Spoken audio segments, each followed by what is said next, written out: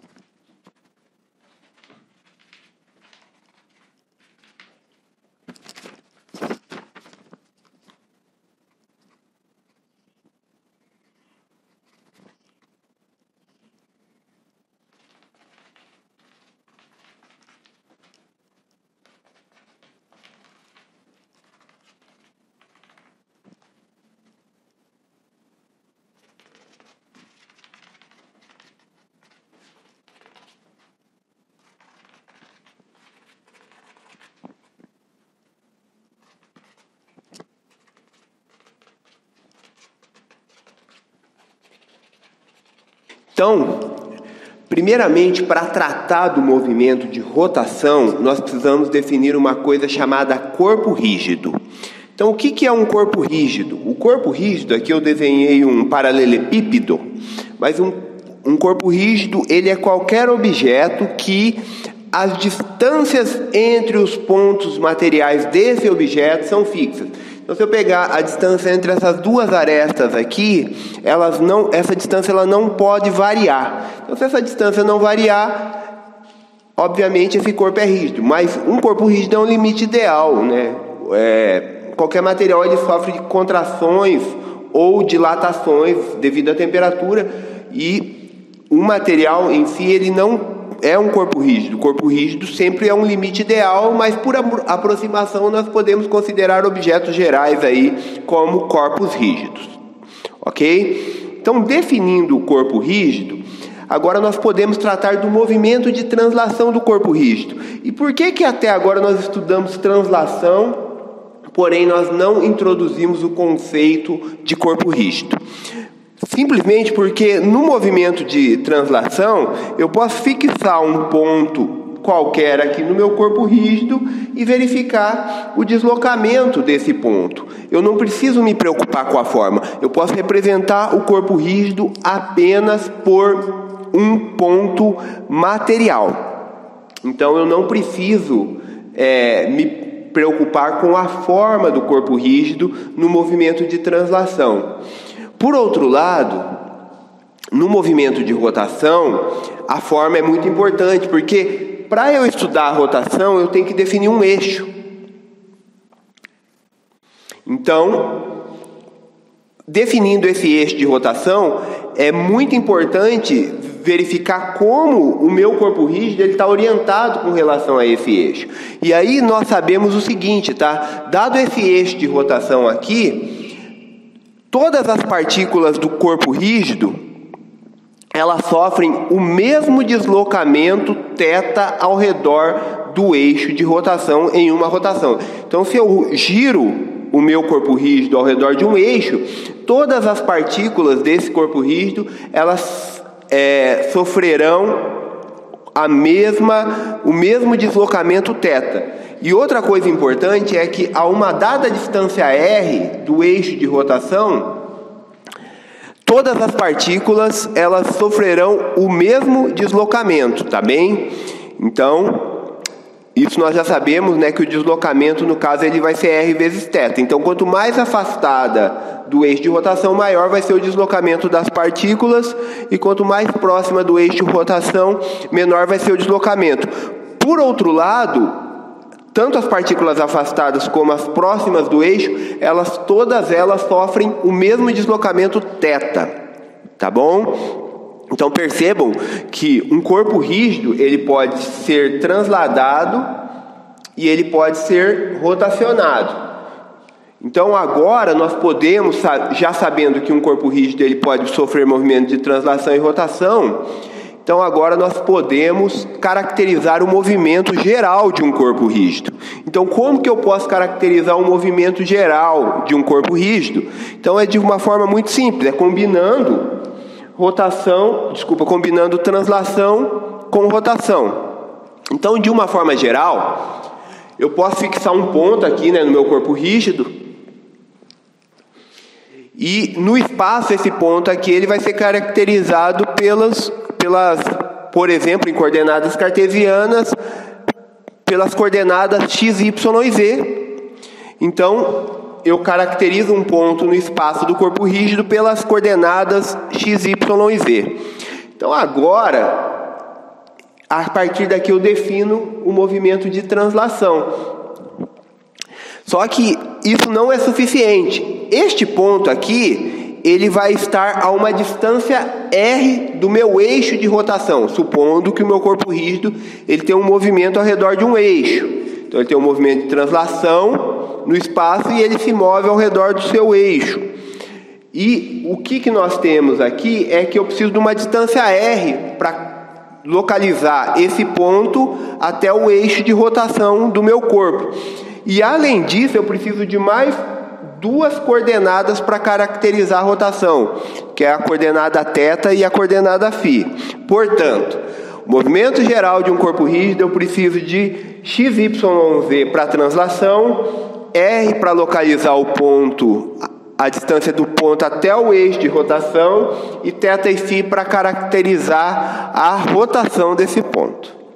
Então, no total, nós dizemos que para o movimento geral de um corpo rígido, para caracterizar o movimento geral de um corpo rígido, eu preciso de 6 graus de liberdade, que são as coordenadas x, y, z para translação, r para localizar um ponto do corpo até o eixo de rotação, e θ e φ para caracterizar as rotações deste corpo rígido. Então, agora que nós já definimos o movimento geral de um corpo rígido, nós só introduzindo um conceito importante, tá, pessoal?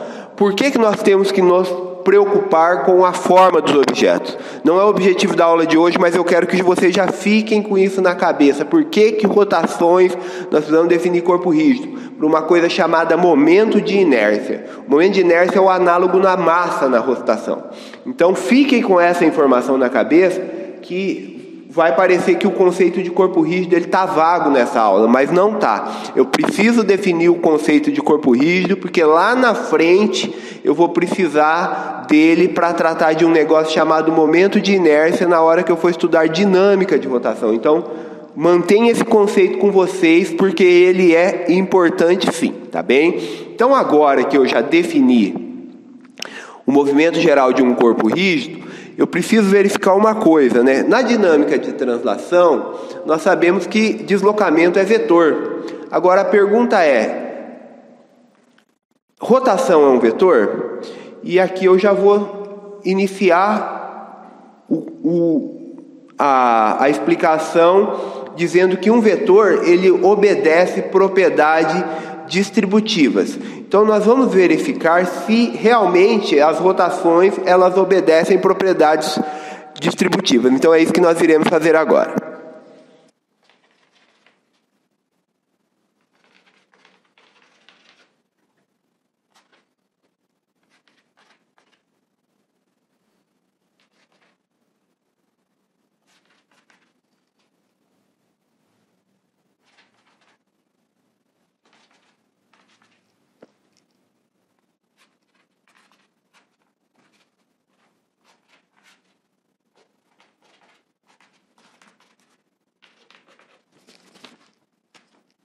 Então, inicialmente aqui, vamos considerar o vetor deslocamento. Então, o que nós temos aqui? Nós temos dois vetores aqui, A e B, que somados eles resultam no vetor C. Então, na álgebra vetorial, somar A mais B resulta em C, da mesma forma que somar B mais A resulta em C. Isso significa que os vetores, eles obedecem propriedades comutativas, ok? E distributivas também, né? Eu disse anteriormente distributivas, mas os vetores, eles obedecem propriedades comutativas e distributivas. Propriedade distributiva aqui é se eu multiplicar por um alfa aqui, Então, se eu fizer alfa que multiplica A mais B, isso aqui vai ser igual a alfa C, então significa que esse vetor, que os vetores, eles obedecem propriedades distributivas. Então, não tem diferença de eu fazer um deslocamento de A e um deslocamento de B, ou fazer um deslocamento de B e depois fazer um deslocamento de A, que o meu deslocamento resultante será C. A minha pergunta é: estas propriedades comutativas são válidas para rotações? Bem, é isso que nós iremos verificar agora.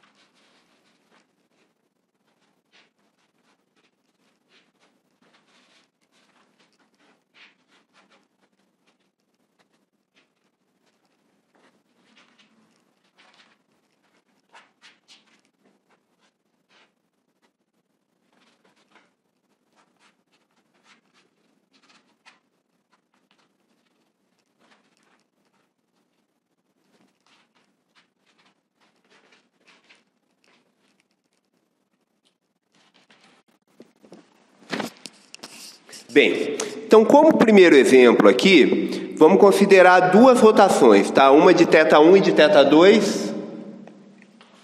Então, θ1 é uma rotação de 90 graus aqui, no sentido anti-horário, ao redor do eixo X, tá? Deixa eu colocar os eixos aqui, X, Y, Z. Aqui também X, Y, Z.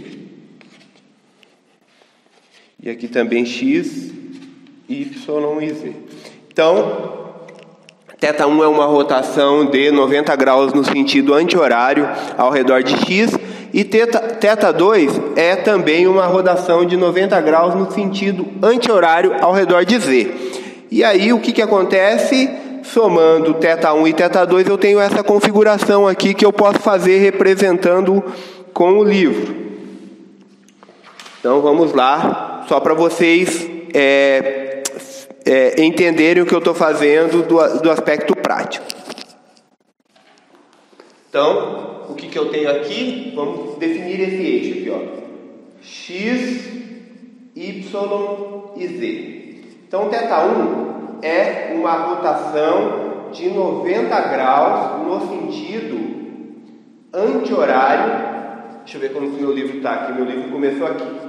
Então, θ1 é uma rotação de 90 graus no sentido anti-horário ao redor de X. E θ2 é uma rotação de 90 graus no sentido anti-horário ao redor de Z.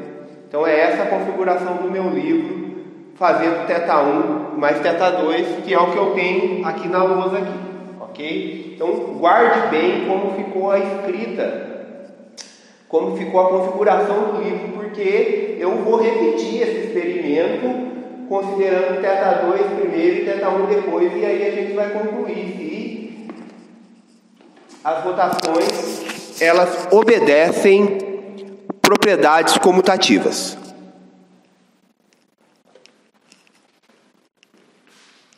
Por favor, pessoal, coloque aspas ao redor desse θ1 e θ2 aqui,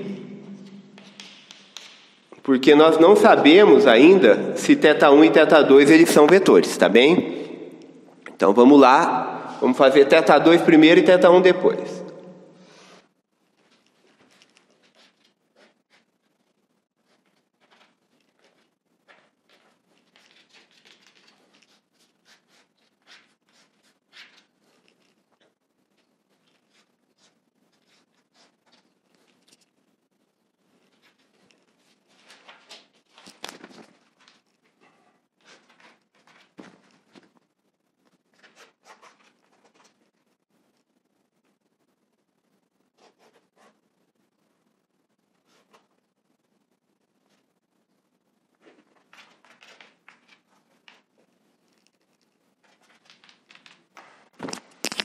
Bem, então aqui, agora nós fizemos primeiro a rotação θ2, que ela corresponde a 90 graus no sentido anti-horário, ao redor do eixo V, e depois θ1, que corresponde a 90 graus no sentido anti-horário, ao redor do eixo X, e nós verificamos aqui que θ1 e θ2 é diferente de θ2 e θ1.